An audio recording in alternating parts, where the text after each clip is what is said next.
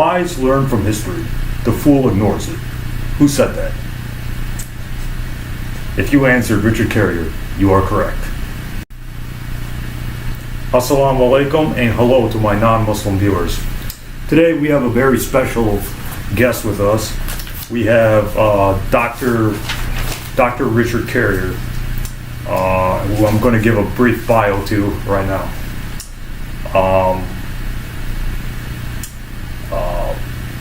Dr. Richard Carrier is a world-renowned atheist activist, as well as an ancient history scholar.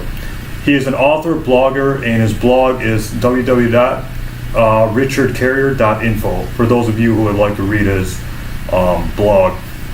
He has some very impressive credentials.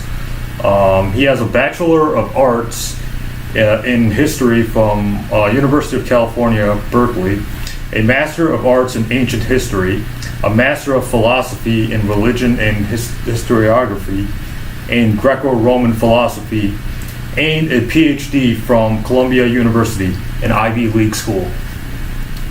So Dr. Carrier is already more qualified to talk about Christianity than most Christian apologists I know personally.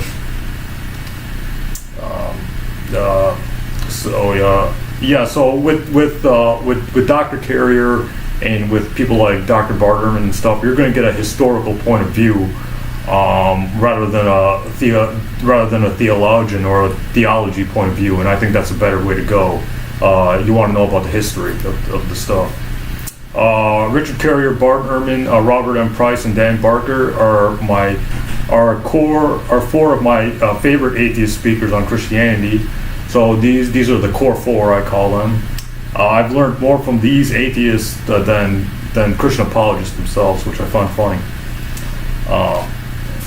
So Dr. Carrier has also debated several world-renowned Christian apologists, world-famous Christian apologists, such as Dr. William Lane Craig, Mike Licona, Justin Bass, Lenny Esposito, Jake O'Connell, I think online, and just to name a few.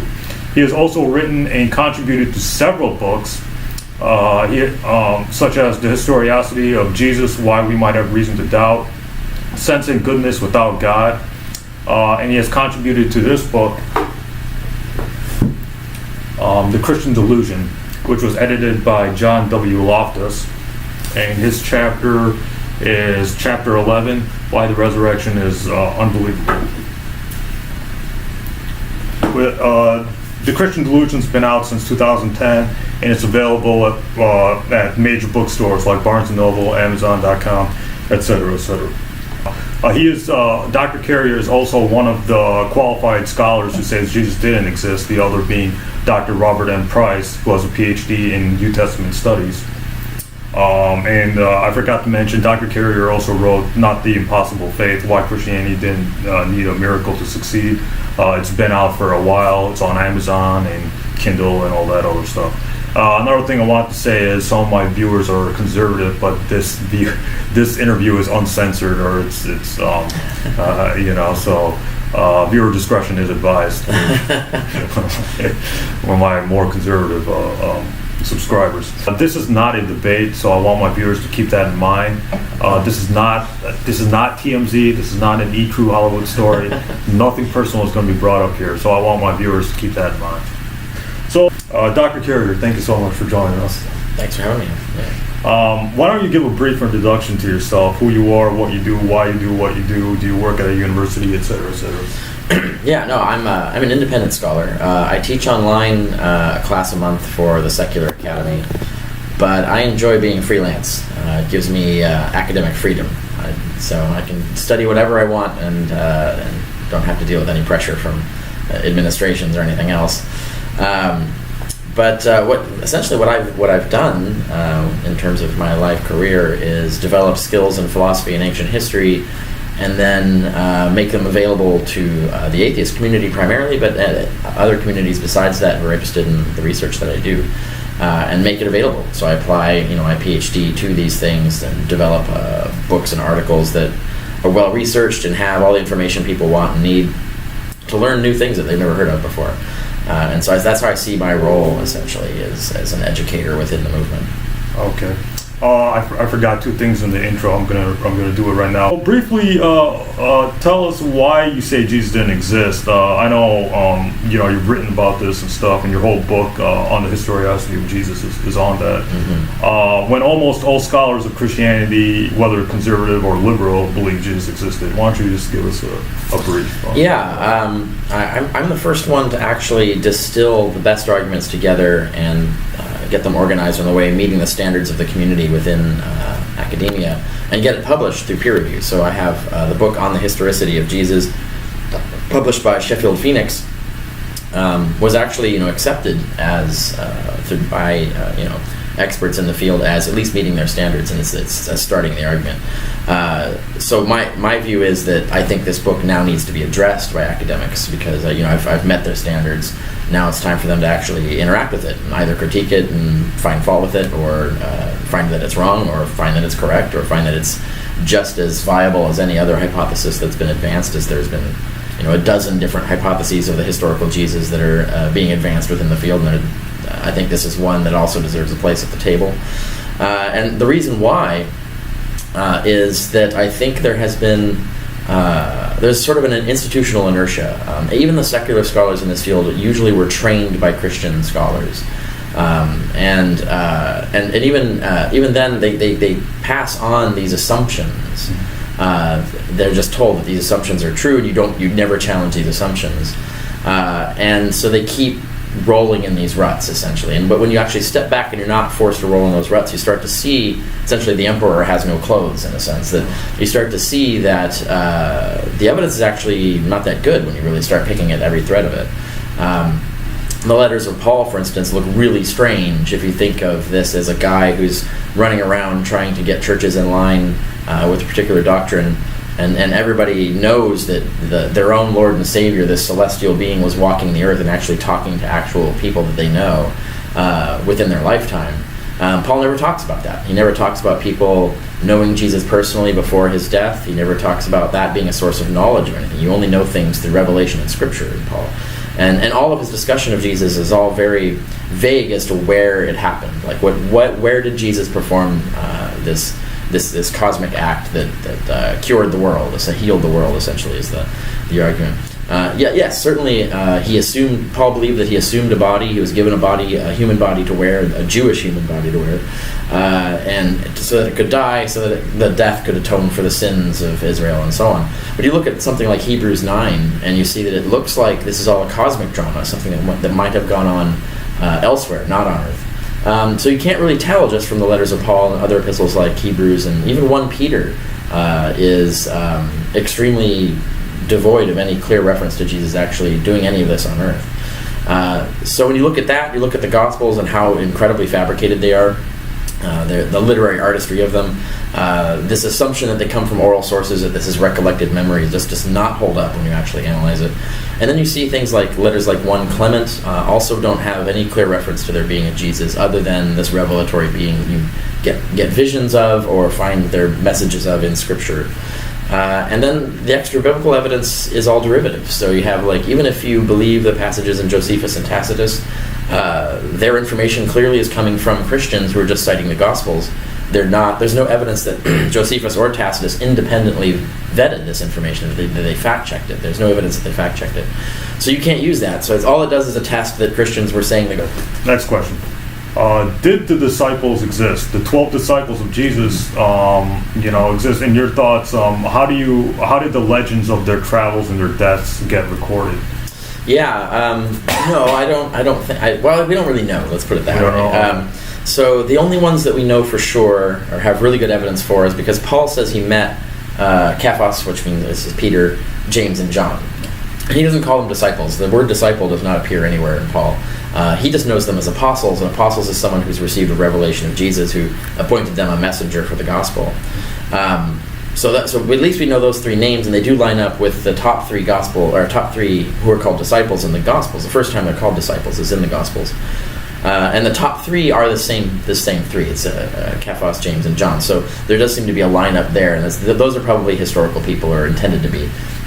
I doubt the Gospels record any historically accurate information about them. They're making that up, I think. But they're at least using known people. Now, when you get beyond that, the Gospels don't even agree on what the other 9 people were. And we have no records of them. We can't identify any of the letters that we have as actually coming from them. We have no third-party records of them. The Book of Acts barely knows what happened to a lot of them, and even the Book of Acts is not necessarily reliable because it seems to be making stuff up as well. And when you get to the first legends of them, we're in the 2nd century. And we have like really ridiculous stories being told. John walks around, goes to an inn, commands bed bugs to obey his will, and these kinds of ridiculous stories. So, which show no evidence of any sources, right? Like Peter getting crucified upside down. Right, and that comes out in the Acts. That's a famous. That's the Acts of the Acts of Peter, which is actually a Gnostic text. It's not even a text that's from the Orthodox tradition, and that also has ridiculous stories like Nero watching this wizard fly through the air. Nero and all of Rome watching this wizard fly through the air. There's talking dogs. There's resurrection of a dead fish. Like it's this is not a believable story, and it doesn't show any evidence of any connection to any kind of sources or reality in that sense. So the legends just grow and become ridiculous over time. So we can't use them as history. And so we don't know what happened to these people. All of their actual writings were destroyed. They're lost. We don't get to see them. We don't get to know what they said or did. And the other apostles that Paul mentions as being active in kind of the top dogs at the time, like Apollos and Junius and things, don't even appear in the Gospels. So there's confusion as to who these people were and what they were doing. So no, we don't know a whole lot about them. Okay, that brings me to my next question. I know Christian apologists like to say the disciples died for their belief in the resurrection and the death of Jesus, and this is like a big thing. However, you have debunked that claim, you and Bart Erman. But can you briefly comment on the death of them? Do we have reliable sources that talk about them believing the resurrection and then dying for that? No. Basically, the only death that we have a reference to someone dying for witnessing for Christ, but it doesn't get any more specific as to what they were witnessing to, what they were saying. They died for the gospel, but what was the gospel they were preaching at the time? It is Paul, and that's in 1 Clement. 1 Clement referred, but Paul didn't know Jesus personally, right?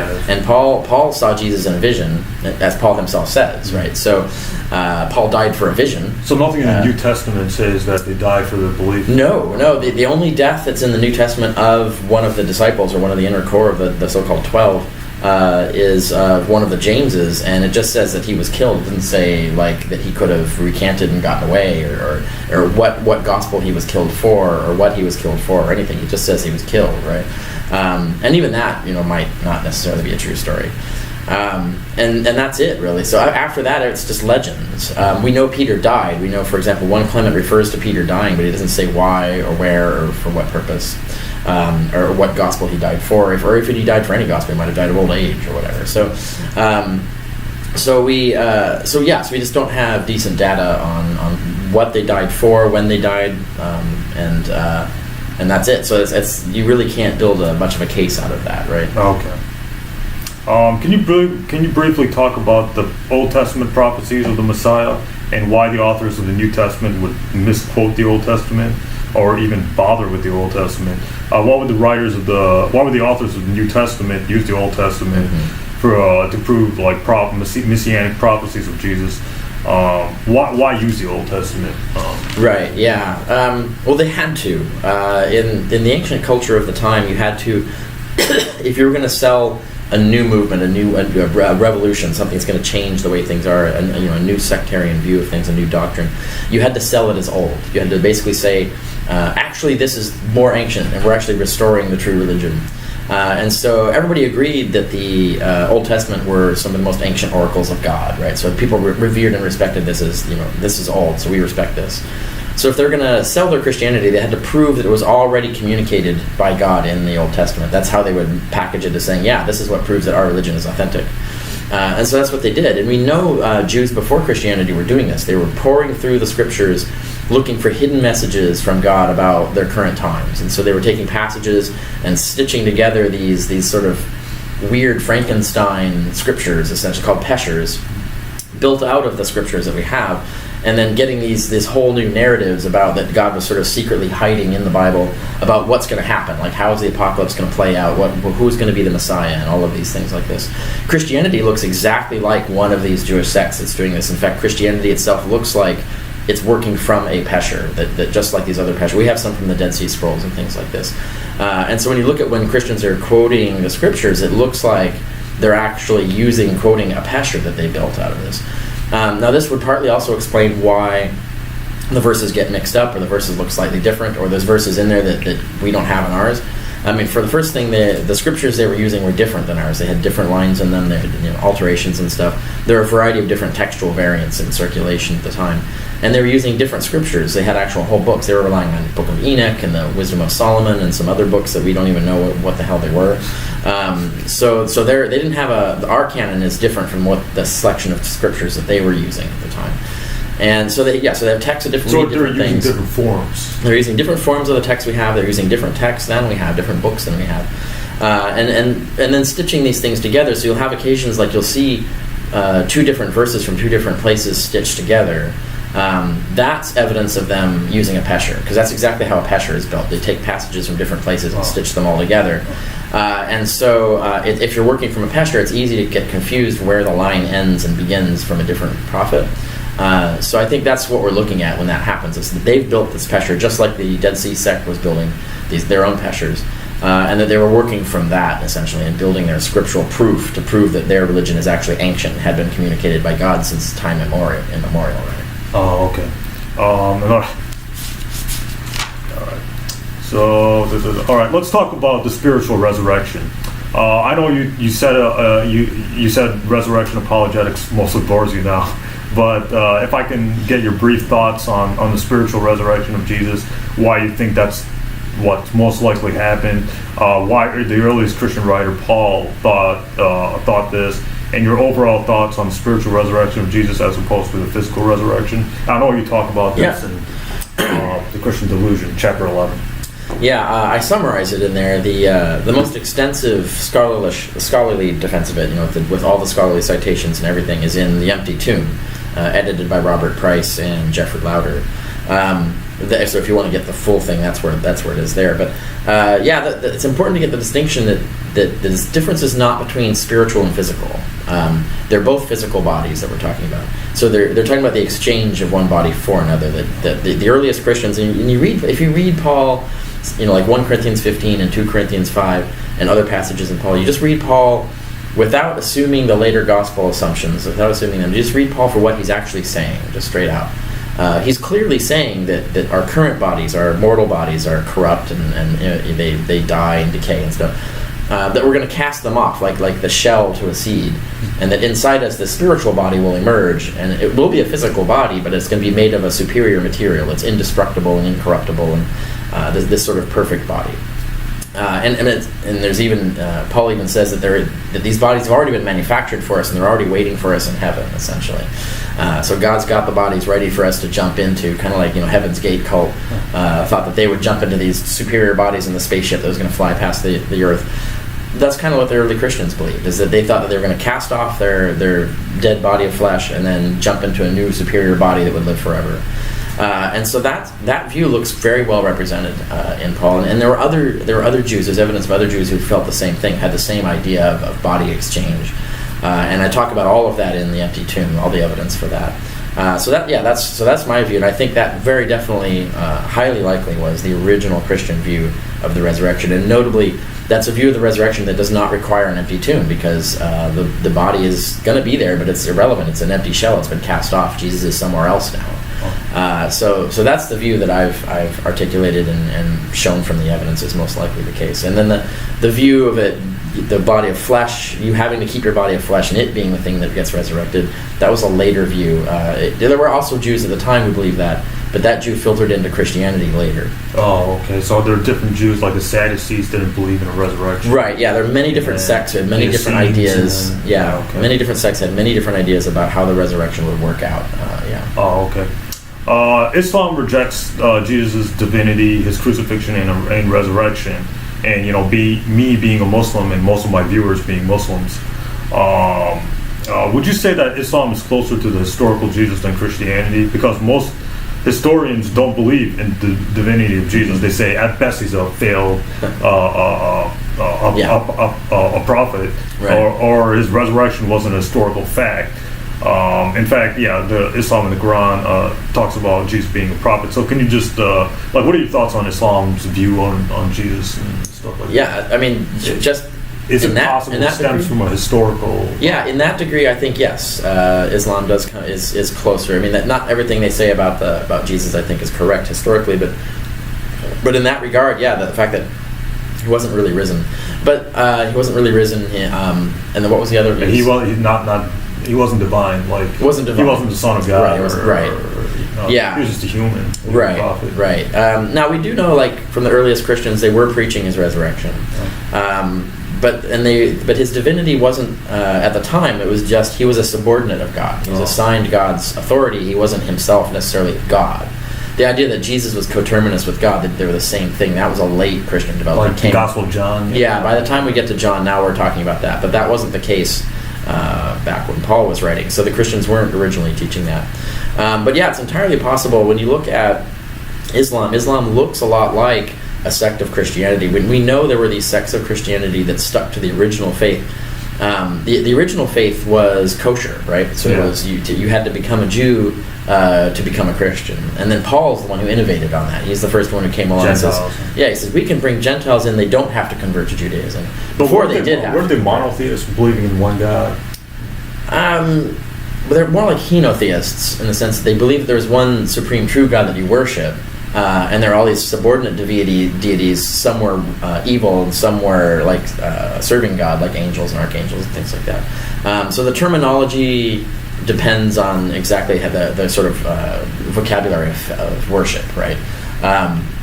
So that's a muddled issue as to what you mean by monotheism versus because the monotheism today is very different from what was going on back then. But so if you look at halal and you look at kosher, they're very similar, right? They're not identical, but they have similarities. And so it looks like if Islam is drawing on traditions of the original Christian sect that didn't allow the Gentiles in without converting to Judaism, this sort of original keeping the faith. In a sense, it's a sort of modernized version of it from the context of the Middle Ages. Oh, okay. Was Paul of Tarsus the earliest New Testament author just making stuff up about the disciples of Jesus? What are your thoughts on like Paul? What do you think? Historically, can we know anything about like what the disciples were teaching by just looking at the letters? We can know some things because Paul's constrained by the rhetorical needs of his circumstances. So when you look at his letters, you take like the letter to Galatians. Someone from Galatia came to him and said, well, these other guys are saying these things, so we think you're a fraud. And so he has to respond to them.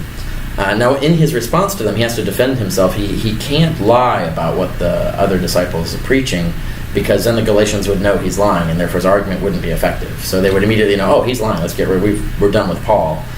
So the reality of what he's arguing against constrains what he can say.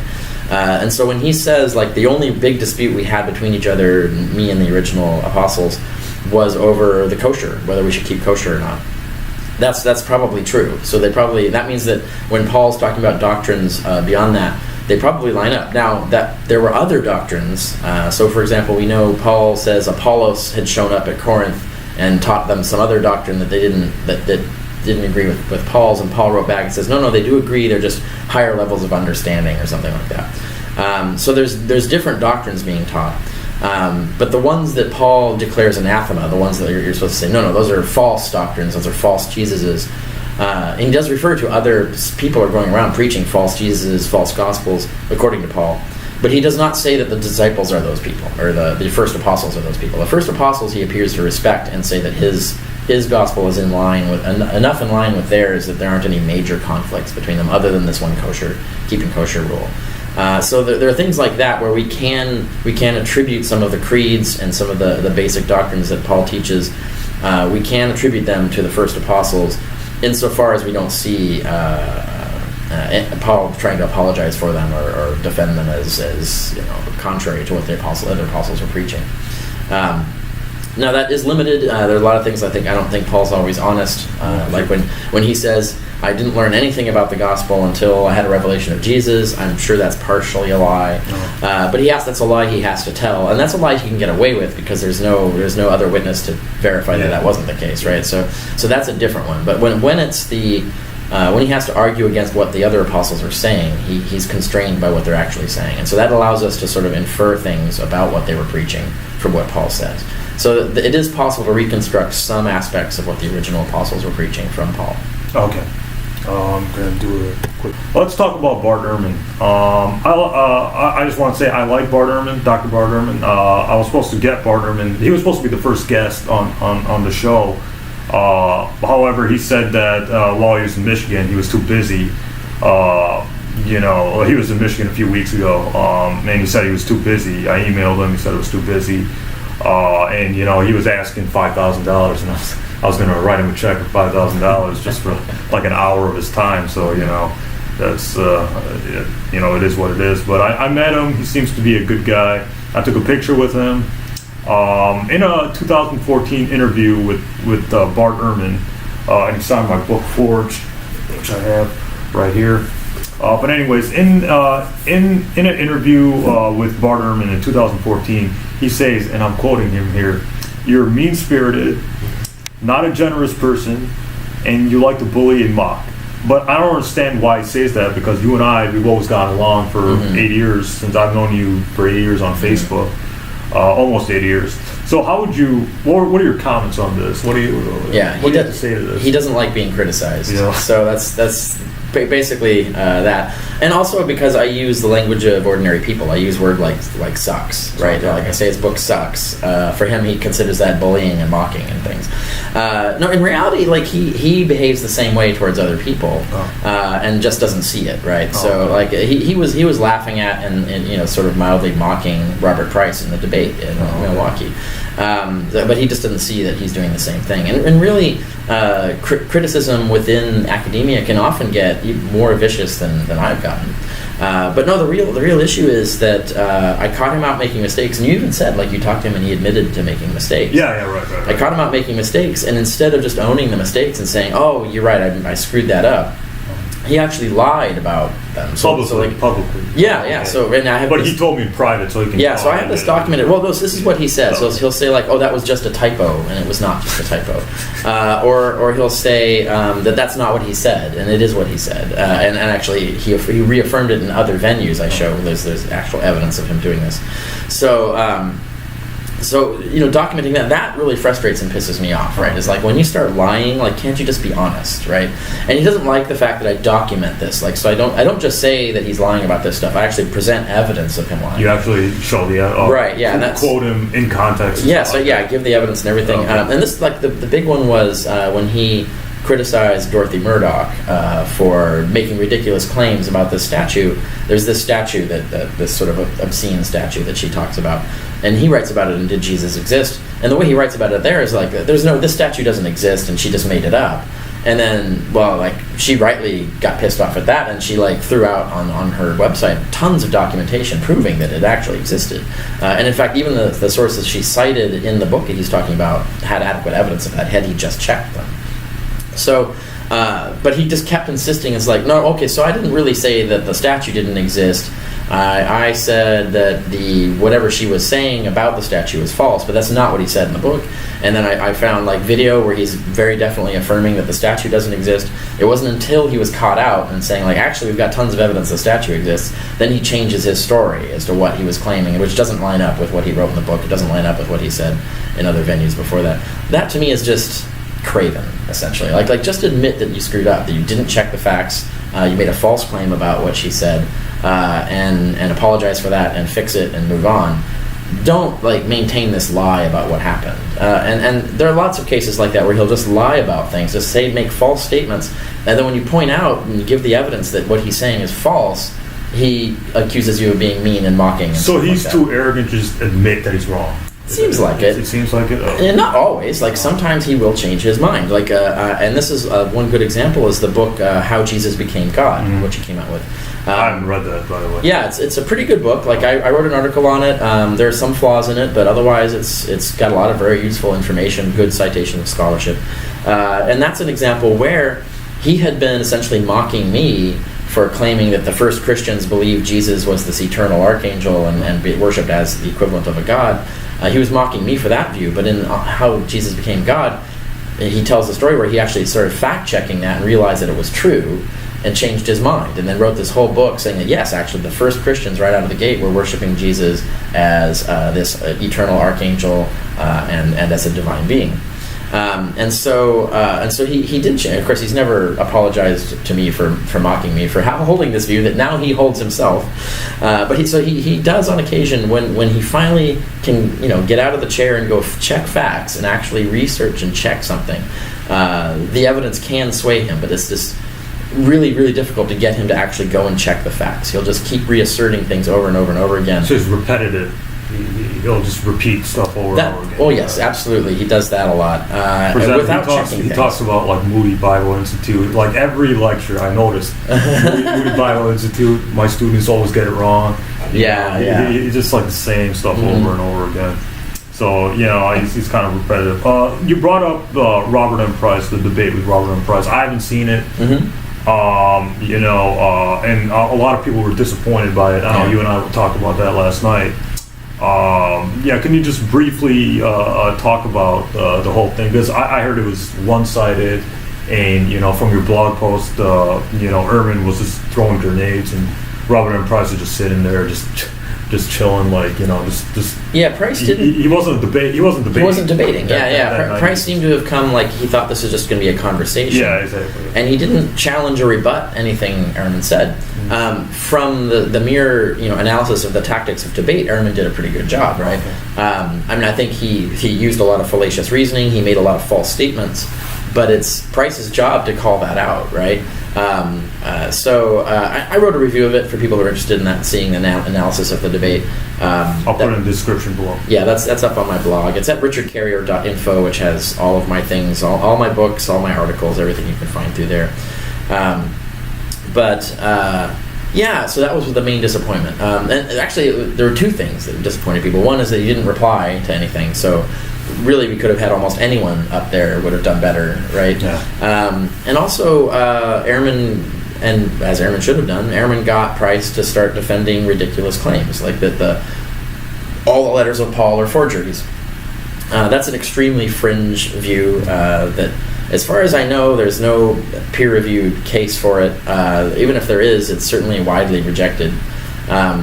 So things like that. And then arguing that, for example, the baptism of John the Baptist scene in the Gospels is based on Zoroastrianism, and this is wildly speculative stuff. And Price even Erman got Price to admit that it was all speculative. It was just speculation. And you can't win a debate with just these kinds of really off-the-wall speculations.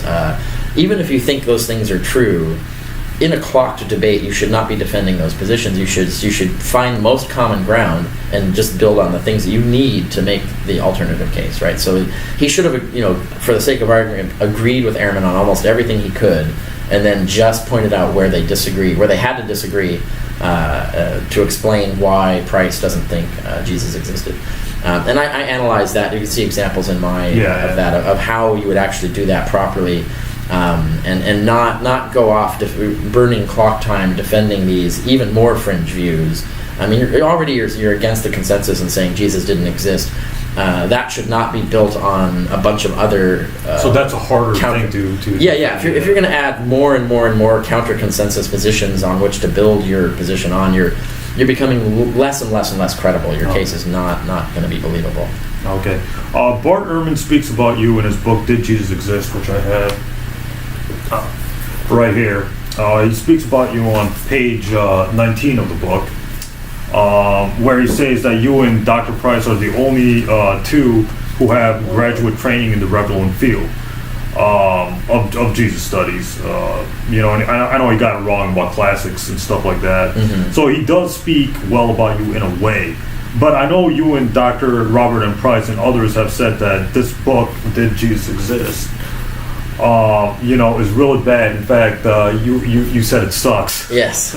Etc. So what do you have to say? I was to disappointed that too. book? I was genuinely disappointed. I was looking forward to that book being the best defense of historicity, based on his previous work. Right?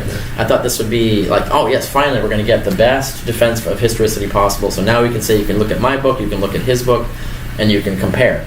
If you're to do that now, like his book gets annihilated by my book. He built a straw man.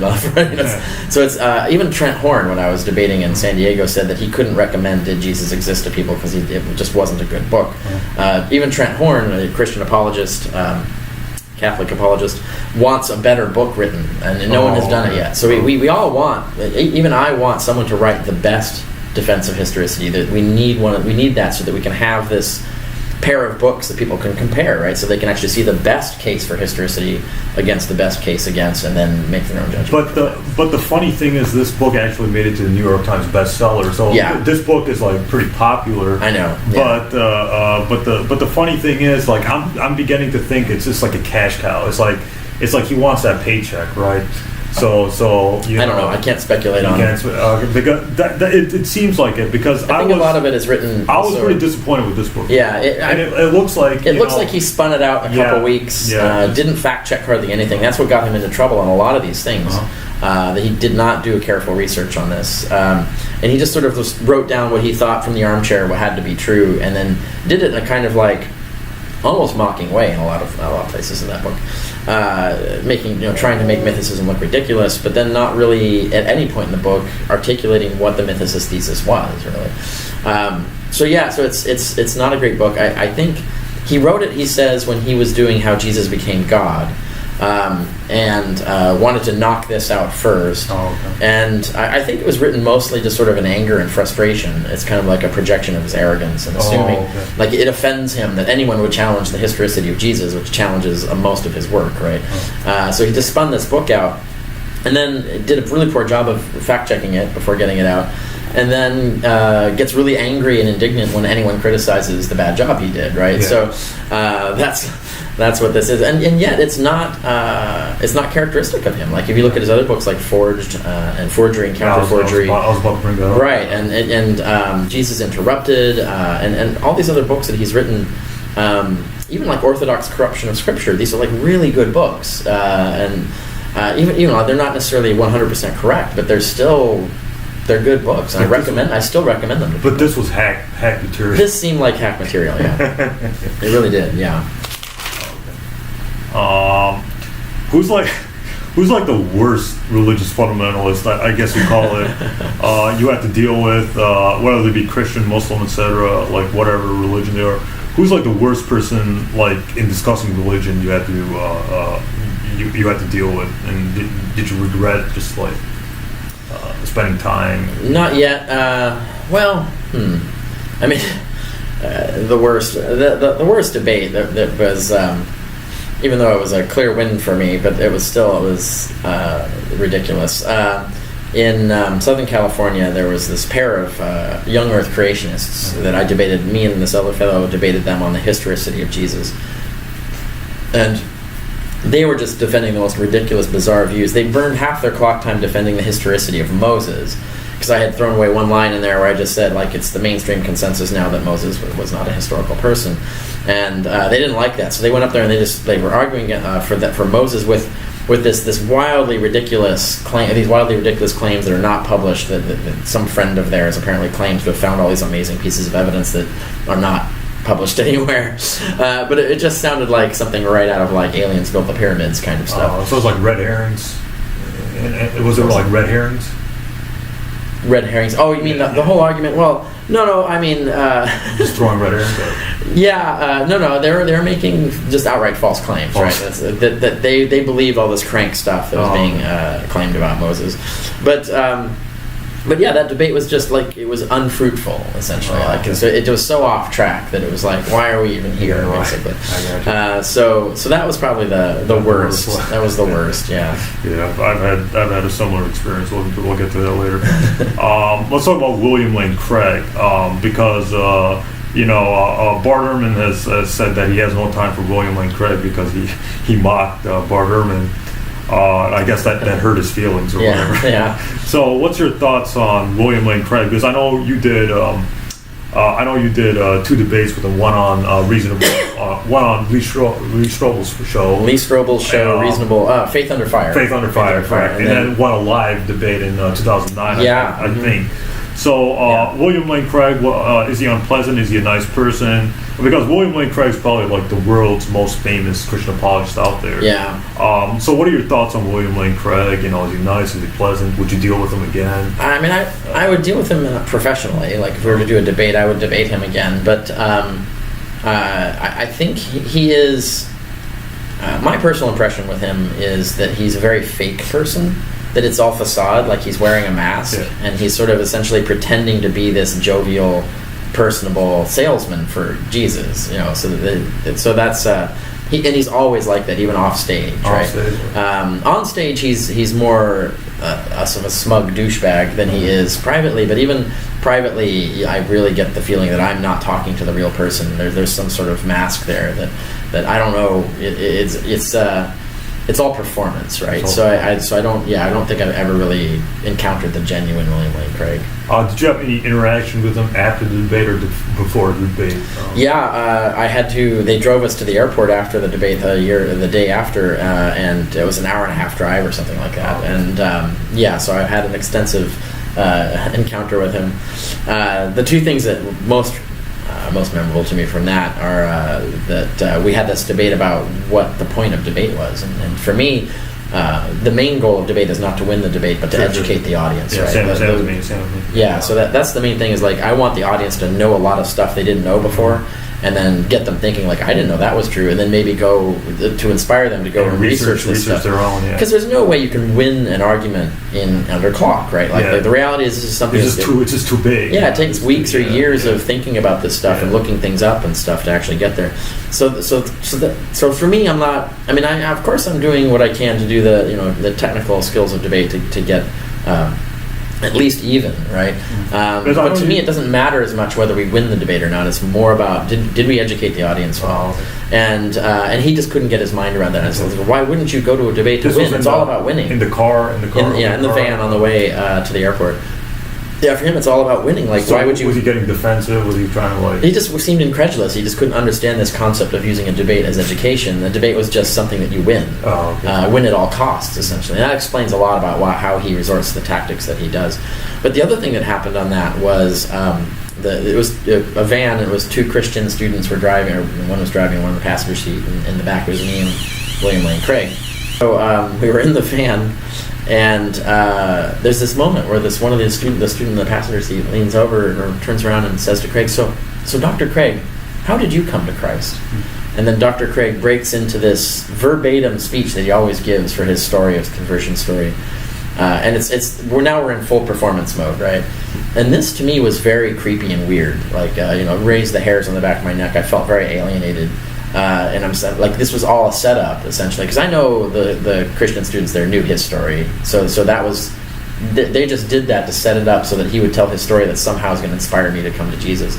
And so there's basically this play going on around me to try and influence me, and that felt very, very strange. And then for him to just go verbatim to the exact same story that he always tells, and without even like saying like, oh, you've probably heard this before, but here's my thing or anything like that. Just goes into the performance, and that sort of reinforced my idea of like, oh, it's all just performance, it's all facade, right? And that was weird. That was a really weird experience. All right, so we just talked about William Lane Craig. Jews, Christians, and Muslims believe in the supernatural. Is there any part of you that believes in the supernatural? Is there any? No. Do you think that there's any evidence in of the supernatural in the world? No, I used to, but no, I'm a full-on naturalist now. I think this scientific evidence pretty much well establishes that. Every time there's been any claim of the supernatural, when you get to investigate it, it always dissolves. The evidence always disappears and dissolves, and it ends up being some sort of natural phenomenon or natural explanation.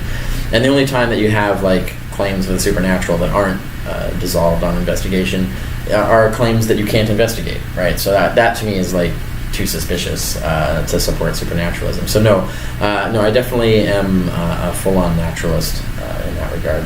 Okay. Why did Jesus become the figure that he became, especially in current day society? Why did he become so important and not other first century figures like Apollonius of Tyana, etc.? Yeah, well, historical accident, right?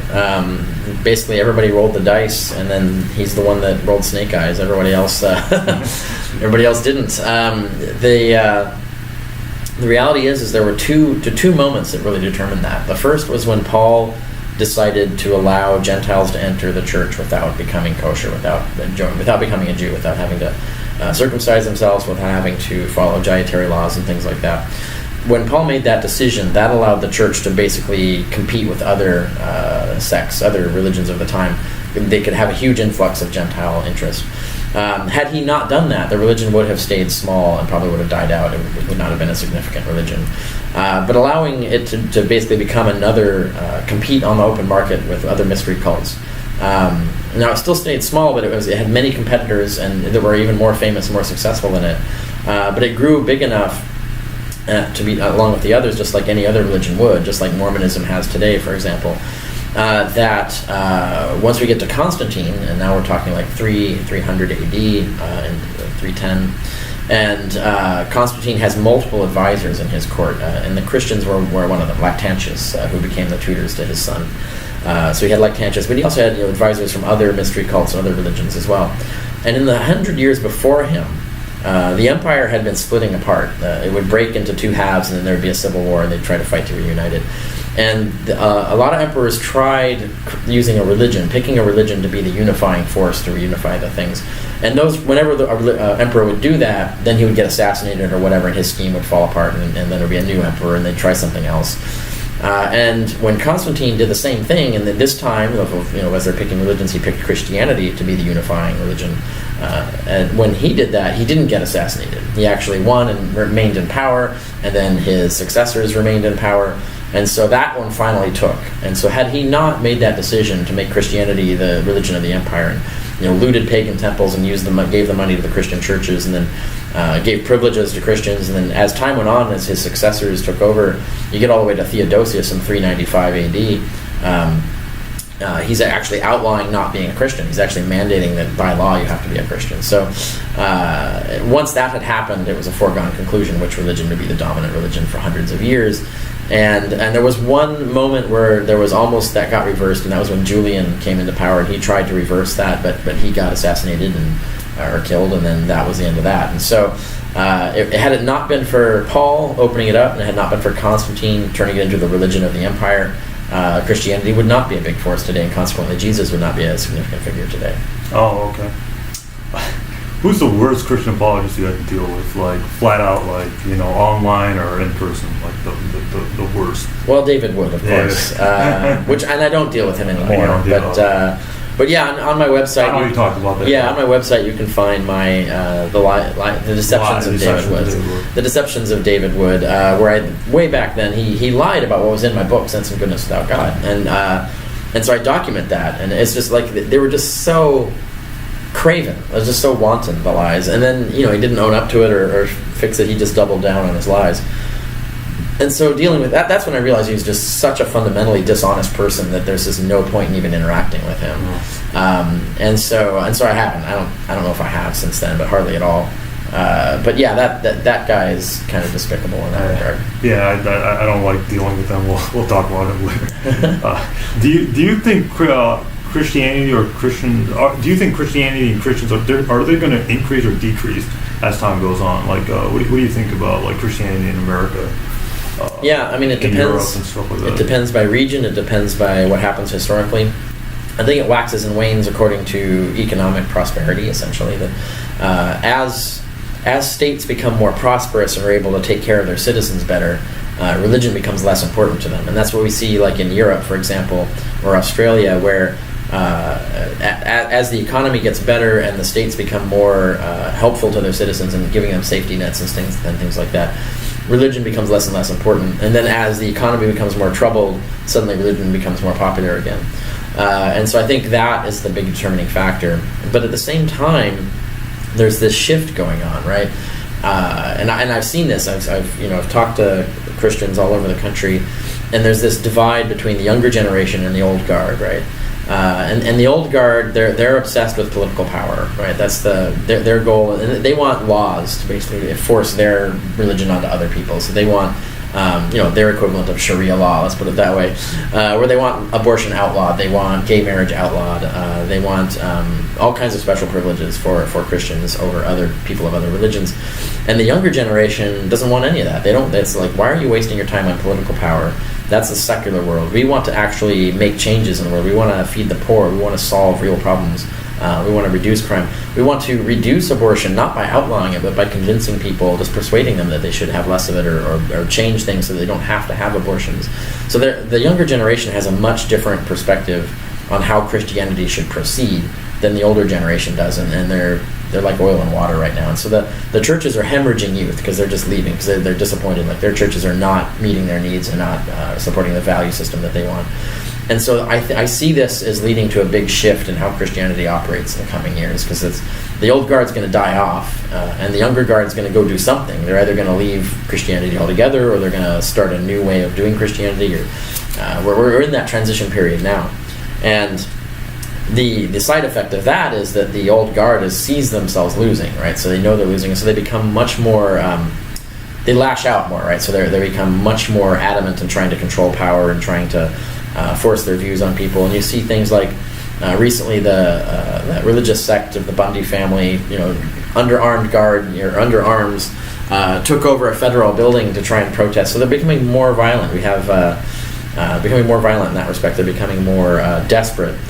And I think I see this as the same thing that Fareed Zakaria has said about terrorism in the Islamic world. It's the same thing that the Al-Qaedas and the ISISes and stuff, they're losing, really. Like, the greater Muslim population is rejecting them and their views.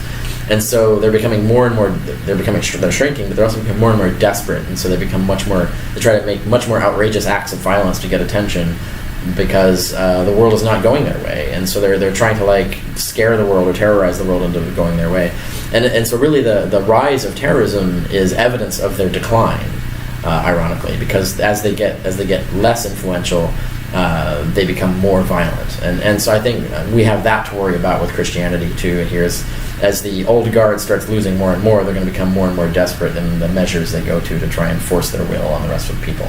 Okay.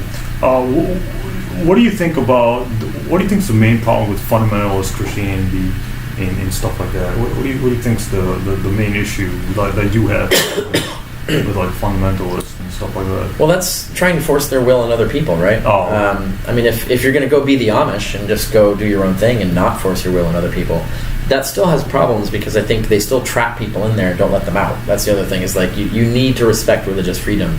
If people don't want to follow your religion, if your kids don't want to follow your religion, you have to respect that. And you have to allow them the freedom of conscience.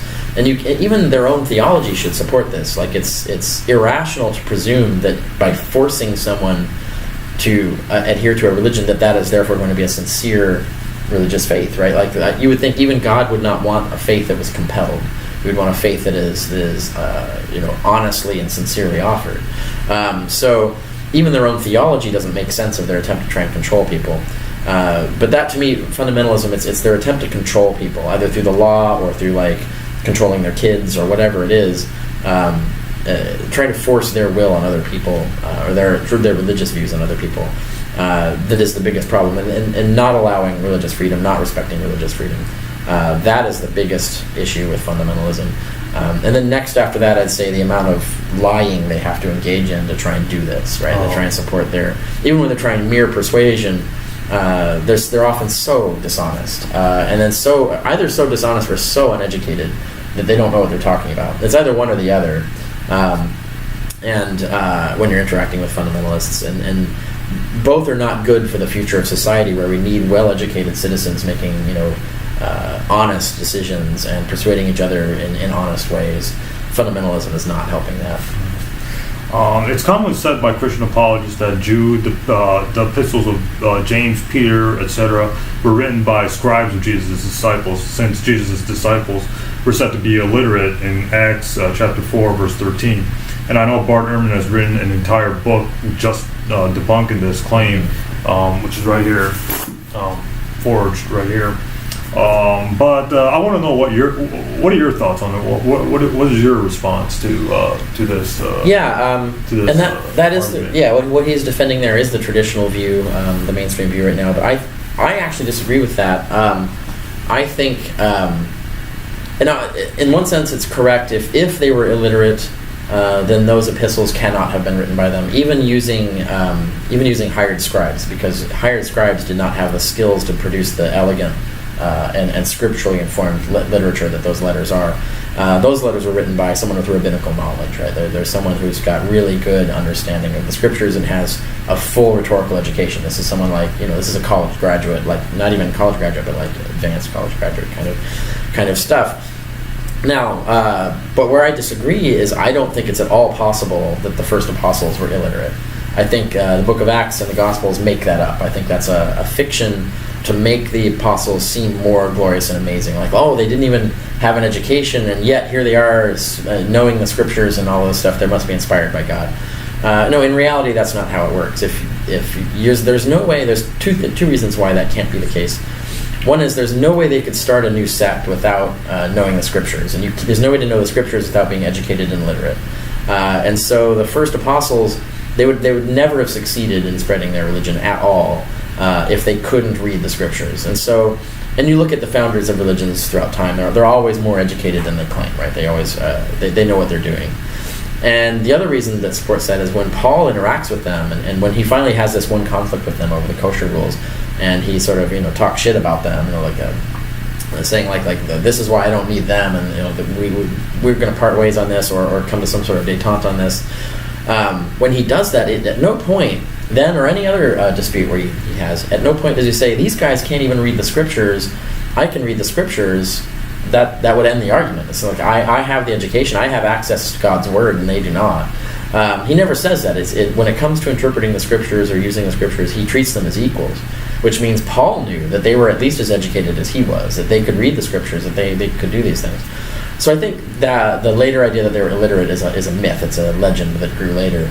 Now, once we grant that and accept that they must have been, trained rabbis of some form, then some of those letters are back in play. Now, I don't know if it's difficult to establish which James is writing the letters supposedly by James and the other letters and so on. But the letter 1 Peter, I think, could actually be a letter written by Peter, or a combination of letters written by Peter, for all we know. 2 Peter was written by someone else. We can tell the style is different and so on. And so 2 Peter is a forgery, someone pretending to be Peter.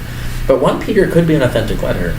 And I think it's interesting that 1 Peter, as an authentic letter, never refers to a Jesus walking around on earth. It only knows about the resurrection and crucifixion of Jesus through hidden messages in Scripture. It's just quoting Scripture as the evidence. So here we have Peter, who actually was essentially the first person of this religion to launch it. And even Erman calls him Jesus' closest disciple. And yet somehow, if he wrote this letter, he doesn't even seem to have known Jesus personally. He only knows of the crucifixion and stuff through Scripture. So I think that's significant. So that's my take on things is different because of that. Okay. It's said by Christian apologists that the New Testament authors wouldn't make up the story of women going to the tomb. And I know you wrote about this in your book, Not the Impossible Faith, but can you just briefly give us your thoughts on this claim about women going to the tomb instead of men, and does that make the story more credible and stuff? Yeah, it doesn't, no.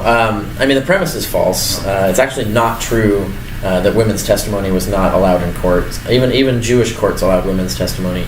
There was a split between the conservative Jews and the liberal Jews, and the liberal Jews held that women's testimony was exactly equal to a man's. Conservative Jews held that you needed 2 women to refute one man. But if it had no counter testimony, had no man testifying contrary, you didn't even need that. So even conservative Jews allowed women's testimony in court, and then certainly the Greeks did and the Romans did. The evidence is quite clear.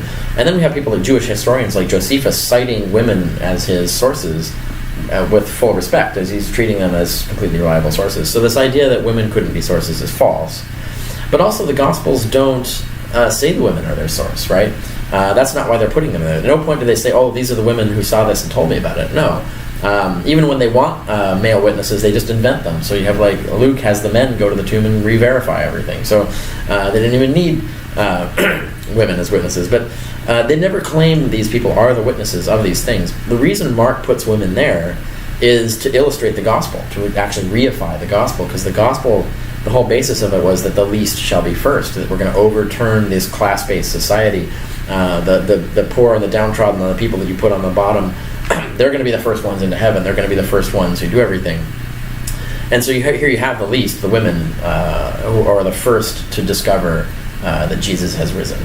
And so that is just an illustration of how the gospel operates. So the criteria of embarrassment doesn't work here? No, it doesn't. No, it really doesn't. Yeah, Oh, okay. and yeah, there are a lot of examples where that criterion doesn't work, but this is one of the clearest ones. And yeah, Not the Impossible Faith is my book where I have a whole chapter on the women and the tomb thing. Oh, okay. So people would make up these good stories and these like not flattering stories at that time. Okay, I see. For a reason, yeah. For a reason. Mm-hmm. It's commonly said by Christian apologists that the New Testament is filled with historical settings.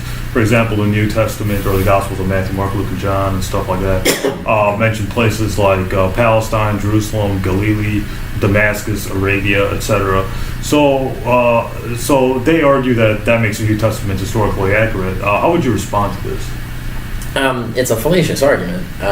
When and also again in Not the Impossible Faith, I have a whole chapter on the so-called the Hemmer hypothesis, where Hemmer argues that Acts must be this historically reliable text because it has these historically reliable facts in it.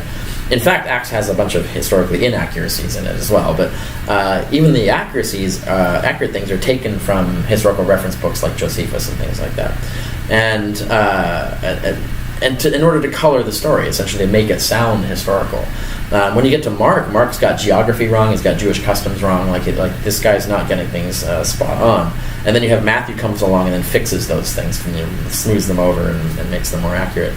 And again, Matthew's not doing that because he has better sources. He just has better knowledge. He knows the geography better, knows the customs better. So he just fixes that stuff in the story he inherited. So no, it doesn't follow that way. And when I talked about the Hemmer hypothesis in Not the Impossible Faith, I went and found the academic literature, the peer-reviewed literature of these academic reviews of his book, and quote some of these academic reviewers who would point out, like, this is not a valid argument. And as one of them said, like I've read detective novels that had all the historical facts entirely accurate, but that doesn't make the story true. It's still fiction, right? So good historical fiction is always going to have like accurate historical details in it. And so you can't use that to support the rest of the story. It's these authors are actually dressing these things up this way to actually put them in realistic contexts. That doesn't mean that what they're writing is true.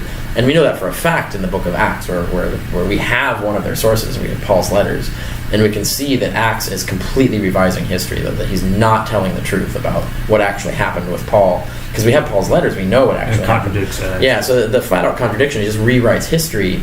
That just tells you that you can't trust this author, because this author doesn't care about what's true. He only cares about the version of the story that he wants to sell you, essentially. He wants to sell his audience.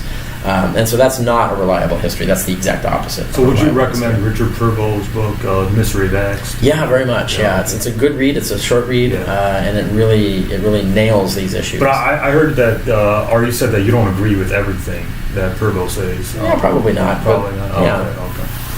Okay. But you'd still recommend it. It's still absolutely. Yeah. What are the common arguments for Christian apologists make for the reliability of the New Testament, the resurrection, etc., and how do you beat it? Like, how do you refute it? Well, it's like, what's one that you heard? Like, the example is that the women at the tomb thing. That's a good example, and I mean, there are two things you do there. One is you fact check it. It's like, is what they're claiming even true? Like they say, they'll say women's testimony wasn't even allowed in court, and then you go and check, and you go, yes, it was.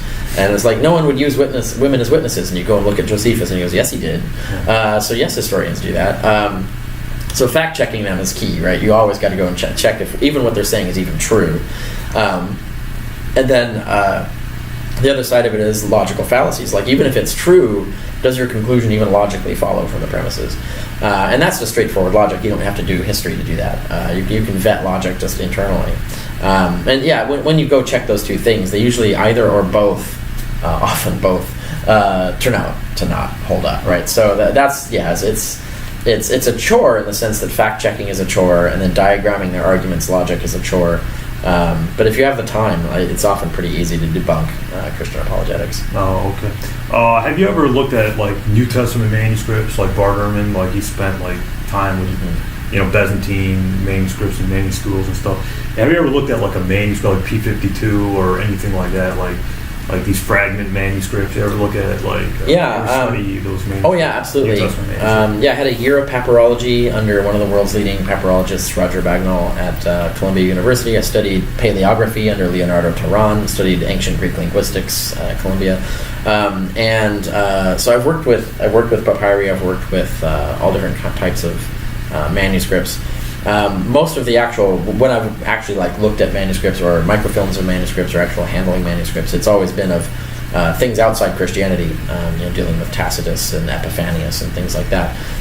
It's not really necessary to go actually handle Christian manuscripts because those are so widely available. There's really good photographs of them. There's really good critical articles about the manuscripts and their contents and stuff. So all that stuff's for a scholar, pretty well accessible. So you can work from that. So I usually work from the existing literature and existing photographs and things of these manuscripts. But yes, I've done that quite a lot. Oh, okay.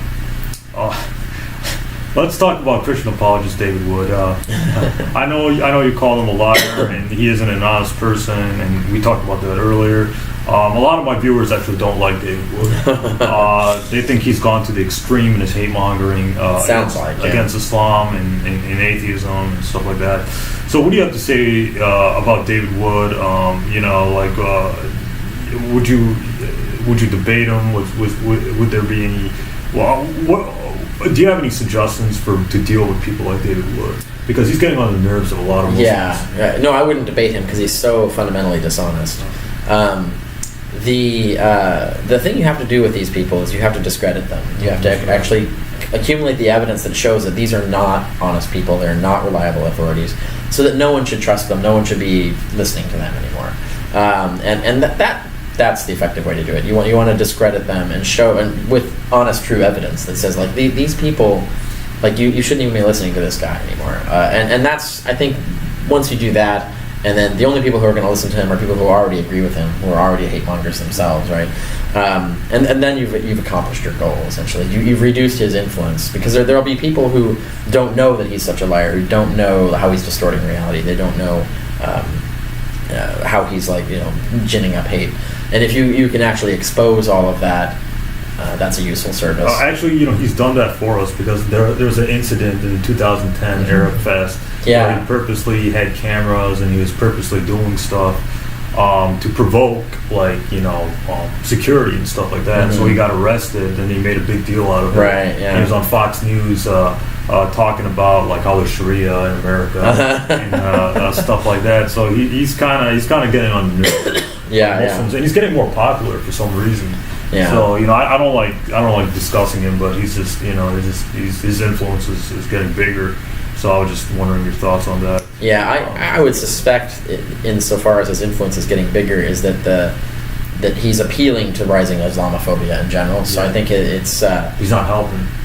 No, he's just pandering to that audience, right? Essentially, and that audience is growing up without him. It's just that's obviously where he's getting his support. His support and his food, essentially. Well, not literal food, but the thing that's feeding him. Yeah, so psychologically there's something wrong with him. He had antisocial personality disorder. He tried to kill his own father with a hammer. His mom put him in a mental hospital. So there is something wrong with him. So I don't blame you for not having anything to do with him. I wouldn't want anything to do with him either. A lot of Christian apologists are just weird and strange.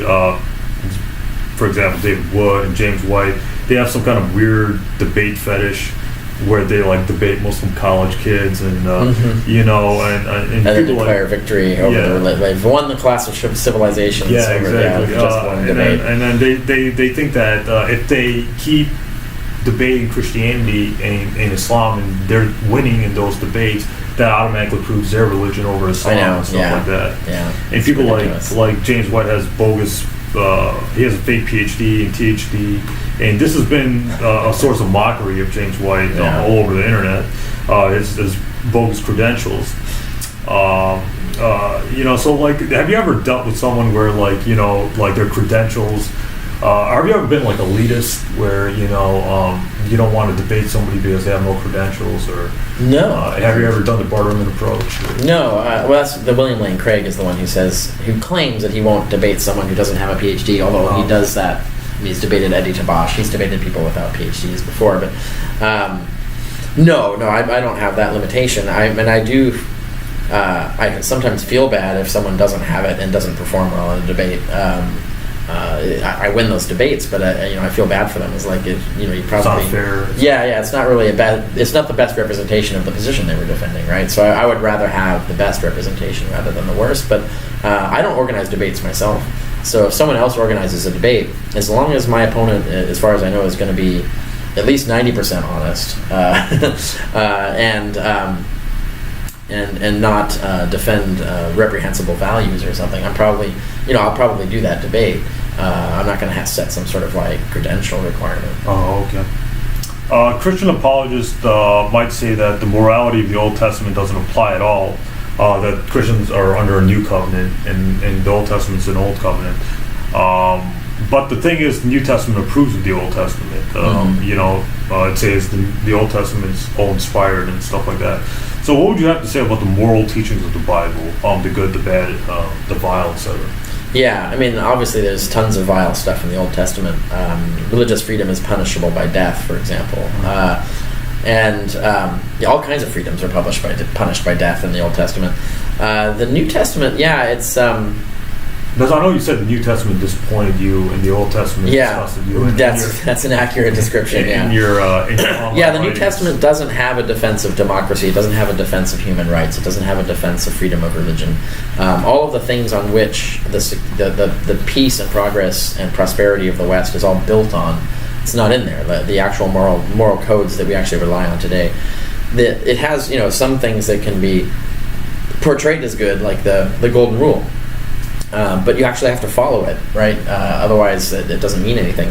And that's not unique to Christianity. You can find the Golden Rule. It's a basically principle of reciprocity that's been figured out by cultures all over the world, ancient China, everywhere you go.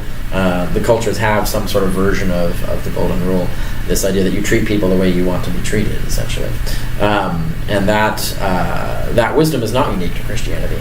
And it's not even unique to the New Testament. It's in the Old Testament already, so it's not even like something new that Jesus came up with. So there are some good things in there like that, but there are things that we don't need the New Testament to have to know them, right? There's not really anything in the New Testament that's good that isn't better defended outside the New Testament without requiring revelations from God or whatever. That you can just do it with reason and facts. And even people will talk about like the radical pacifism of the New Testament. For example, turn the other cheek, let people enslave you. If they grab your coat, let them have it. Don't never sue anyone, never fight back about anything. That radical pacifism, I think, is unlivable. You can't have a society that's based on that. But also, you can't have a society based on warmongering either. And the dominant Christianity in the U.S. is a warmongering Christianity. It's the exact opposite of radical pacifism that their own Jesus preaches them to follow. So they don't even follow their own teachings. But that radical pacifism at the time was based on this assumption that the world was going to end any moment, right? So the idea was if you fight back, you could sin. There could be some sin there that will get you kicked out of heaven. So it's better to just let people abuse you and enslave you and do whatever horrible thing they want to you, because that won't last very long. And very soon it's going to be eternity, and you're going to be in heaven for all eternity, and God's going to punish the wrongdoers and all of this stuff any moment now, right? So it makes sense to have this radical pacifism when you know it's all just going to be over very soon. But when you realize that now it's 2,000 years later, clearly it wasn't over very soon, that radical pacifism is not livable. It's not a sustainable way to maintain a community for thousands of years, or hundreds of years, or even dozens of years. So even the things that people praise about the positive values in the New Testament are not really actually good values. They're unlivable values. But at least it's better than warmongering. Like if you're going to choose between two bad value systems, radical pacifism is way better than warmongering. I would rather have Christians adhere to their text on that than be the warmongers that they've become. So those are my thoughts on that. Did you have any interaction with Barterman after the Robert M. Price debate? Did you talk to him or anything like that? Because I know he said he didn't want anything to do with you. Yeah, we shook hands and he was cordial, but he avoided me after that. Yeah, So yeah, he ran away. Why would the New Testament just come? Why produce the different books of the New Testament? Most of the New Testament books. Can you explain why the New Testament books arose, like Acts, Revelations, 1 Timothy, etc.? Why would these books arise in the first century? And why would they like contradict themselves? And stuff? Yeah. Well, they political reasons, or yes. So all of these books were written over a period of maybe 80 years or more, about 100 years period. And it was some in the first century, some in the second century. So some of the New Testament documents were actually second century documents, not first. And they were written all over the place. They were not written to be in a book together, right? Oh. Originally, they were written by different sects in different places at different times by different authors. And then what happened was, in the early second century, Marcion came along, and he was the first one to gather a collection of these texts and market it as a canon on which to build his sect. And that canon we don't have, by the way. So he came up with this idea. And then this rival sect that didn't like him and didn't like his doctrines and wanted to compete and sort of outdo him, essentially take over the church and sort of push him out, saw that he'd done this, and so they said, "Oh, we need one of those. We need our own. We need our own canon." And so they started deciding what books to collect together. And the decisions they made, I think, were politically motivated. Their idea was they wanted to take books that they could at least explain away as supporting their doctrine. Even if they didn't literally directly support their doctrine, they could use apologetics and exegesis to make it explain their doctrine. And then at the same time, they wanted to get the broadest reach as possible. So what you had at the time is you have, like, one church would have one gospel as its gospel, and another church would have maybe the same gospel as their gospel.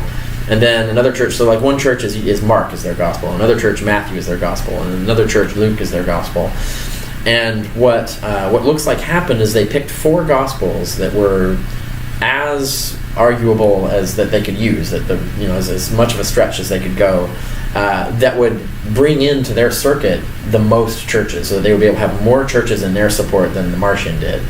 So they wanted to bring in more constituencies so that they could win the propaganda war, essentially. So they could marginalize him and overpower him in terms of resources and money and access to the congregations. And so I think they did that. They looked at these different communities and said, well, if we use Mark, Matthew, Luke, and John, we'll have all of these constituencies that will be on our side, and then we can smooth over the contradictions with hand waving and apologetics and things like that. And I think that's how that got chosen. I think that's how they put those books together. It's the exact same thing that Bart Ehrman points out in How Jesus Became God happened with the Nicene Creed. When you look at the Nicene Creed, it's completely contradictory and ridiculous. Like, why would they come up with that? But he has this one chapter in the end of that book where he points out that all the lines in there were designed to bring in constituencies and exclude others, so they would have the largest constituency against the people they wanted to push out and of power. And so it was all a political committee decision, right? And so you end up with this contradictory statement that really is just a shibboleth for deciding who's in and who's out. And so I think that's the reality of how we got the canon that we have today. Okay, let's talk about Tacitus. Bart Ehrman states that Tacitus isn't a forgery and it's authentic, but you argue against that, saying Tacitus' mention of Jesus isn't authentic. And it's an outright forgery. Can you talk briefly about Tacitus and its reliability of Jesus? Yeah, first of all, even if it's authentic, Tacitus almost certainly is getting that information from Pliny, who got it from Christians who are just quoting the Gospels. So we can't use Tacitus anyway. It's not independent. Yeah, even if it's not independent of the Gospel. So we can't use Tacitus. There's no evidence that Tacitus independently vetted or checked the facts of that. So it's not usable as evidence. However, and that's the position I took, right, for the longest time. And because I look at the passage and people were claiming the whole passage was the whole story was an interpolation, and I didn't believe that because it was so Tacitian in style. I didn't think that was a believable, that there was a forgery, that was a believable argument until when I did my research for on the Historicity of Jesus. I did the full literature review and looked at and discovered, in fact, that there are in the peer-reviewed literature, there are actual bona fide scholars challenging the historicity of this. And just the line, not the whole thing, just the line about Christ being executed by Pontius Pilate, the one that makes Jesus that particular person. Because of what it looks like, originally it was about a different sect of Jews called the Christians that were started by this other guy who was in Rome and under Claudius, not under Tiberius and not in Palestine, a completely different movement. And then someone inserted this line about Christ to make it about Christians, and that came later. And when I looked at the literature, I found this article. I found several articles that were had tantalizing stuff in them that I didn't expect. But what I really didn't expect is when I read Rouget's article. It's this French scholar. Rouget wrote this article where he really makes a really good case that is actually it looks like that line was added in the late 4th century. It did not exist before that. And so what I did is I took that material and then other material I found in other parts of the peer-reviewed literature and put it all together and then added some stuff and improved on it and published an article for Vigiliae Christianae, which is a peer-reviewed academic journal, arguing saying look, we've got this case that this is actually that one line is a forgery, that it was interpolated later, that Tacitus didn't write it, and there's not been any rebuttal to it. No one has responded to these things. So this argument remains unrebutted, and it looks really good. And so I published that in 2014. So that's in the peer-reviewed literature now, still again with no response. Oh, okay.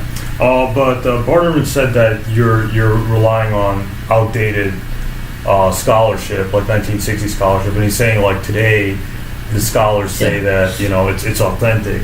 So what do you have to say to that? He said it in his blog post. Yeah, I'll give you the right. link. Yeah, I mean it's both false. Rouget is not from the 60s, and neither is my article, which was published in 2014. So if he wants to deal with the latest peer-reviewed scholarship on this, my article in 2014 is in Vigiliae Christianae. He needs to respond to that. And certainly the peer reviewers for that did not think that I was relying on outdated scholarship that had been refuted. To the contrary, this is a challenge that's never been met. No scholars have responded to this. And so when he's citing, whoever he's citing, I don't know who he's going to name, let's say he finds some Tacitus scholars who say, no, it's authentic. Have those Tacitus scholars read the literature? If they've not even read the literature, they have an uninformed opinion. If they haven't seen the arguments, they can't make a call on this. So it's pointless to cite experts who don't know what they're talking about. They have to actually check the facts, actually check the arguments, and if they're going to reject the arguments, they have to have principled reasons for doing so. Erman operates like this a lot, where it's just a question of the prestige of the opinion of the person stating it. It doesn't matter that they haven't checked the facts. It doesn't matter that they haven't even looked at the literature. So as long as they have that Oxford PhD, then he'll pay attention. Yeah, so he's a Tacitus expert, therefore he can't be wrong. Therefore, I don't even need them to check the facts. I don't need them to respond to the literature. I don't need them to read the peer-reviewed literature. This is a really broken epistemology. You can't run history the way Erman is running history. Oh, okay. The only experts you can cite on this are experts who've actually read the literature on this and actually have a principled response to it. And then I suspect that if you did, actual Tacitus experts, I bet a lot of them would say, well, it might be 50-50, right? So that, in other words, they're not going to support his case once they've actually read the latest peer-reviewed literature on this question. Okay. Would you ever look into Islam, the Quran, etc.? I know you said in a blog post that Islamic history bores you, and you need a PhD to talk about that stuff. And if you would get a second PhD, it would be in philosophy or something like that. Yeah. Is there any kind of interest in researching early Islam, like the way you did it with early Christianity? No, because I don't have the passion for it. You don't have passion. And to do it competently, you need the languages, you need the culture, you need to do medieval Arabic studies, right? So there's a lot of these people, critics of Islam, the David Woods and the Robert Spencers and James. Yeah, they don't have any. They don't know Arabic. They don't have any qualifications. Right. Yeah. Exactly. They're just like. No, you have to if you're gonna plagiarizing off each other. Yeah, if you're gonna do this, you either have to be that, or you have to be honestly relying on experts who have these things. And to get a PhD, to go all the way to a PhD, you have to be passionate about your subject. Otherwise, you're going to burn out before you get there. And I'm just not passionate about that subject. Now, I want to read. Well, you need funding and time to do it too. But I do, though. I'm interested to read experts who have PhDs in medieval Arabic studies to see what their findings are on these things and what their opinions are on these things. So that I'd like to see more of that happen. But there's recently someone else has to do it. A very early Quranic manuscript. And we were talking about this last night. A manuscript was found. So I was just thinking maybe you might have some kind of interest in it or something. Would you recommend the Bible on Earth for refuting the argument from archaeological diggings from the Old Testament? When Christian apologists say the Old Testament has archaeological arguments to prove its historicity, and the Old Testament, the patriarchal stories. Yes, that's where I tell people to start there, right? So that's the best summary. The Bible on Earth is the best summary of mainstream consensus right now in Old Testament studies. Erman's book, Jesus Interrupted, is the best survey of where the mainstream consensus is on New Testament studies. So those two books, Jesus Interrupted and Bible on Earth, are the best place to start. You should start there if you're a layperson. Start there, but of course you may want to explore further. So they're not the final word on things. So they have sources they cite, and there's more to look into. So there's more to go on, to go deeper than both those things. But yes, it's definitely the first place to start. Okay. Is it possible that my theory is that there was a historical Jesus, and there was a historical 12 disciples of Jesus' family, etc. And even if I wasn't a Muslim, I would still hold on to this view, and that these followers of Jesus died like almost immediately. And the New Testament was written by second generation of believers and not eyewitnesses like Paul of Tarsus, etc., who never met Jesus. And none of the New Testament books are, based on eyewitness accounts. It's like later on, this gospel was Mark, this gospel was Matthew in the 2nd century. They put those names in there. Do you think that it's possible? Because I believe that there was a historical Jesus. So what are your thoughts on the New Testament not being eyewitness testimonies? I think that's entirely possible. And certainly, even if you grant that there were 12 disciples, there was Jesus, and he picked the 12 disciples and all that, I think you're absolutely right. The evidence suggests that they were all dead by the year 70. We have no evidence of any of them surviving past the Jewish war. And then the Gospels get written, right, when they're gone out of history. The Gospels look fully fabricatory. They even if there were true stories to tell, the Gospels aren't telling them. They're making up their own stories anew. I think your perspective on it is entirely defensible and fits the evidence as much as any other theory of the historicity of Jesus does. Okay.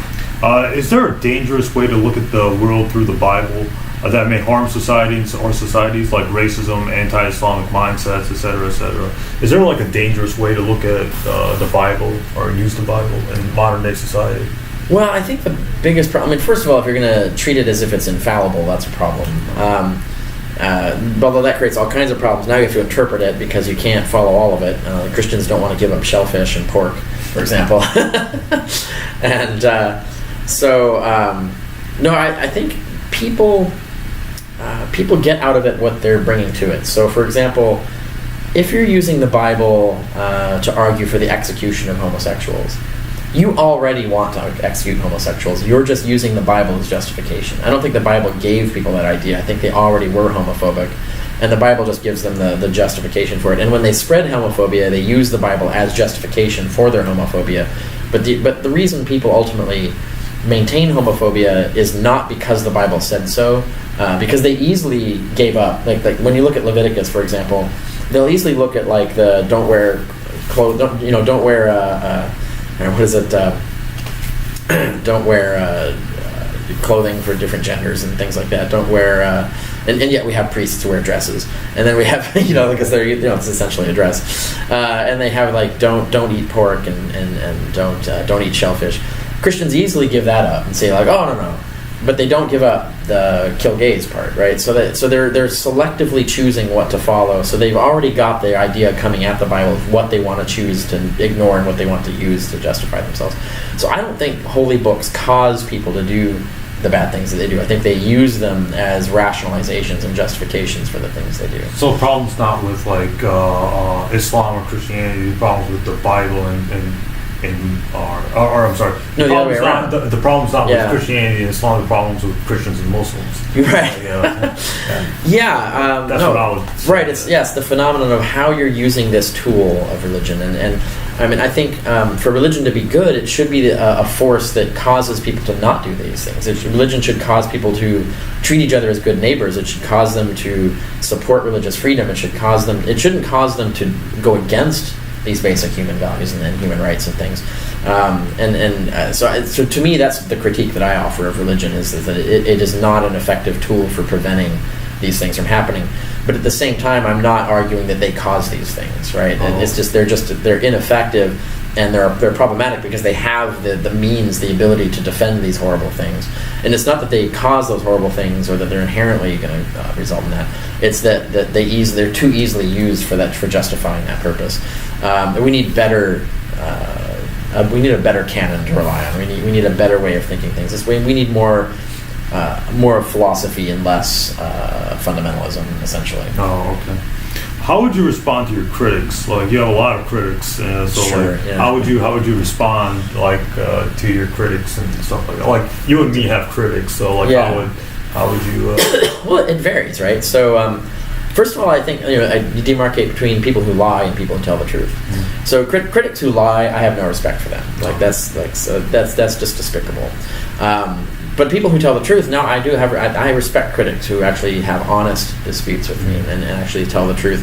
And or even call if you I out think for a mistake or something. certainly that. Yeah. But even if I think they're wrong about something, but I at least think they sincerely believe what they're saying, and then and whether they're looking at the evidence differently than I am or whatever, I can respect that, and then I can have a much more interesting and productive dialogue with that and explain why I disagree with them and so on. But the critics who lie, my goal then is just to expose them as liars, right? So and then once you see that, you're like, well, why should we trust this person anymore? So that's the two different types of critics that I deal with, and that's how I do it. What would you say to my Muslim viewers who have some kind of like debate fetish, I guess, where they always think that in order to prove Islam, you have to win a debate. If you don't win a debate, that's it. It's over. Right. Game over. That's it for Islam. Yeah. Or that's it for Christianity. Which is funny like because how are you ever going to get good at debate without? Because that's all David Wood and James White. Yeah, That's all their thing. Debate. Right. Yeah. No lecture, no communication, no nothing. I mean, first of all, no reflection. Yeah, like debates. If that's the first thing. If they're not looking at a debate as an education opportunity, like really, you're there to educate the audience, to teach them things that they haven't heard before. The winning aspect of it is something you just acquire the skill at over time, right? So you have to like do poorly at debates before you get well at them, right? So you really can't have this impossible standard where you have to win every debate you ever debate right out of the gate. Like that's a silly standard to put on someone. But also you can't win these arguments. You can't prove a religion in a clock debate. It's just ridiculous to think that you can do it. So you should see it as, are you a good educator? Are you educating the audience well? Are you representing that well, right? Like are you making your religion look crazy, or are you making it look like reasoned and cordial religion? So that those things matter more than like the technical scoring of whether you won the debate or whatever. So people like William Lane Craig and James White and David Wood, they're looking at the wrong end of the telescope, right? Well, what they're doing, what they're trying to do is they're trying to convince the Christians in the audience to not even consider Islam. Leaving. Oh, Islam. Well, not even consider Islam, or not even consider atheism, or whatever it is. Okay. No, exactly. They want them to think that this is evil and bad and ridiculous, and so that's why they resort to the lies and the tactics that they do. So they're trying to inoculate the audience. They're not really trying. They're not interested in the quest for the truth. They're not trying to actually understand why you believe what you believe, and they don't want the audience to understand that either, right? They actually want to prevent the audience from understanding your real reasons for belief. They want to make it seem like it's about something else. And so for them, it's all just a rhetorical effort to try and control and manipulate the audience, and it's not really a genuine quest for what's true. Did you feel that way in your 2003 debate with the Muslim apologist and the other theist? Hassanin Rajabali and Michael Corey, and it was me and Dan Barker on the other side. It was right here in Dearborn. 2003. It's on the internet. Did God not exist? That's right. Give us your. There was a huge audience for that too. 1,000 people. Yeah, 1,000 people, almost all Muslims. and so it was a good turnout. And really the best takeaway I had from that was not what happened in the debate.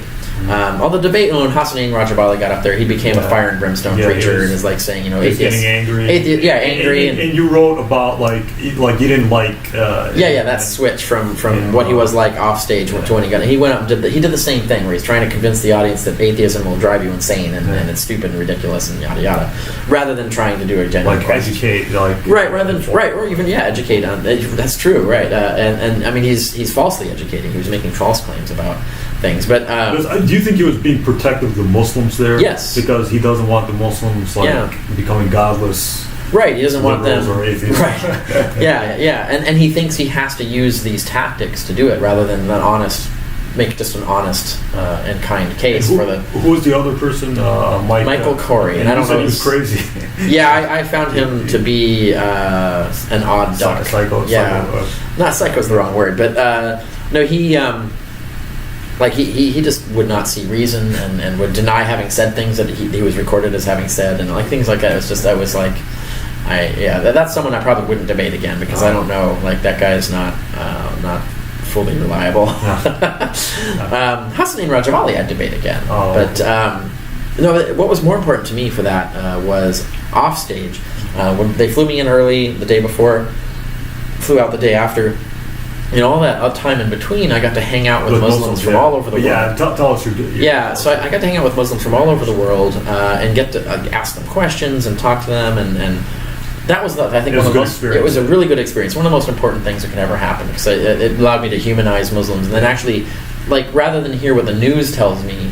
The Muslims think I got to hear them tell me what they think. Actually live with them. And why they think these things. Or actually be with them. And they were very good hosts. They were all very kind people, and it was interesting talking, even getting to talk to the women. So I learned a lot, and that was a really great experience and a really important experience. I think more people should have that kind of experience. Oh, okay. So there was no mistreatment or anything? Not at all. No. Yeah. Okay. So are Christians delusional? Literally, in the sense that they believe something that's false and that is demonstrably false. So I have a talk online called "Are Christians Delusional?" That's worth looking at. Now, I think this is delusional in the sense that everybody's delusional about something. Delusions are very common. They're a common result of cognitive biases in the human brain. So it doesn't mark you out as psychotic or anything, or it's just you can get trapped in these delusional views. And there are secular views you can get delusionally trapped in too. It's not just religion. But yes, I mean, certainly if you look at the easiest case is the young Earth creationists. There are only two ways you can be a young Earth creationist. You can be really delusional, or you can be really ignorant and not know all the evidence proving your case is false, essentially. And this is what you see. You'll see young Earth creationists who actually find out the facts and actually research them, and then they stop being young Earth creationists. And then the young Earth creationists who get exposed to all that same information and just reject it all and stay in their belief, that's you're looking at delusion there. And and you see all the same ways that delusional people defend their delusions, all the tactics they use, very, very similar from any other kind of garden variety delusion, and the same for young Earth creationism or anything else like that. Okay. Last question.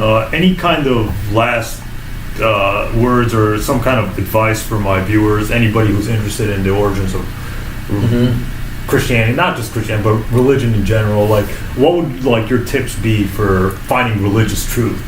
Or finding, or using the best historical method for researching religions. Read stuff, research stuff.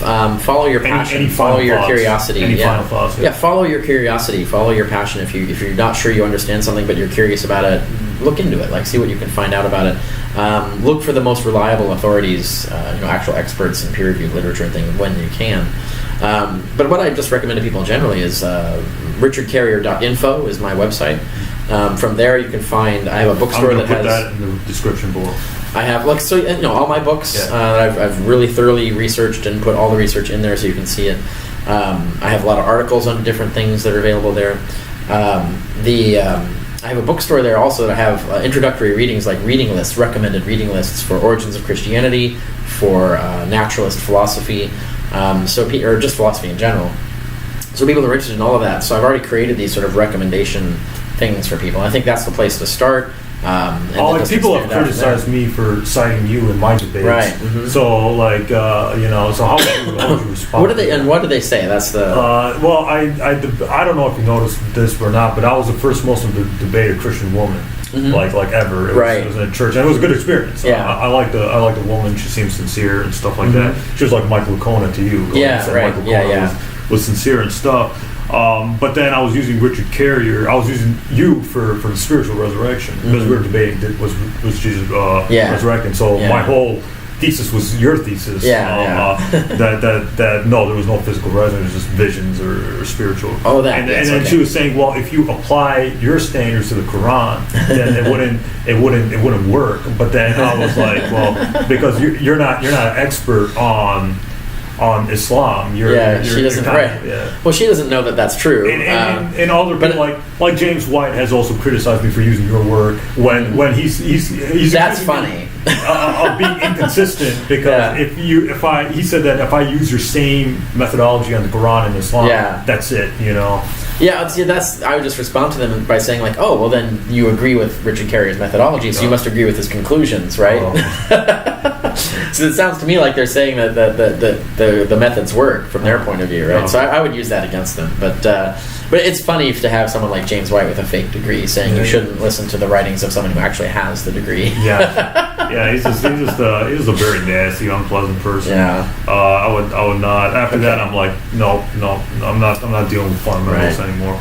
So thank you so much, Dr. Carrier, for joining us. I'm gonna put everything below: his website, the blogs, the books, whatever. Support Dr. Carrier's works.